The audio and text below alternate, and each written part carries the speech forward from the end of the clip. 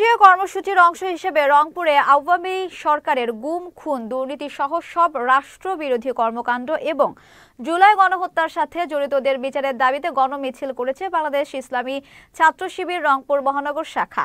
শুক্রবার দুপুরে নগরীর কাচারি বাজার এলাকা থেকে এ গণমিছিল শুরু হয়ে নগরীর সিটি বাজার, পায়রা চত্বর ও জাহাজ কোম্পানি হয়ে শাপলা চত্বরে এসে শেষ হয়।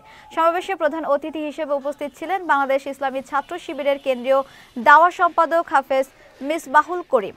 সংক্ষিপ্ত সমাবেশে সভাপতিত্ব করেন শিবিরের রংপুর মহানগর শাখা সভাপতি নুরুল হুদা।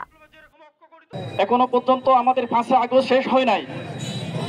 এরই মধ্যে আওয়ামী লীগ, ছাত্রলীগ তাদের কর্মসূচি ঘোষণা করেছে।